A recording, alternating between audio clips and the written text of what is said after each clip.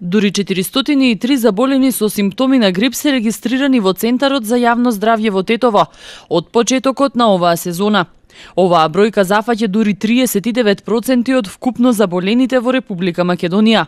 Последната недела во Институтот за јавно здравје биле пријавени 149 новозаболени лица од грип, што во однос на претходната недела представува намалување на бројот на регистрирани случаи за 22,8%.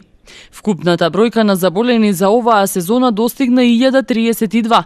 Во споредба со истиот период минатата година, постои зголемување на вкупниот број на пријавени случаи за речиси 2,5 пати.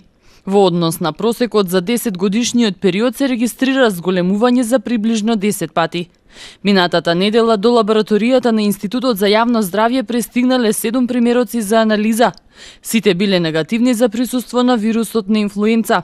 Редовни контроли се вршат и во Тетовскиот центар. Оттаму велат дека испитувањата засега се негативни.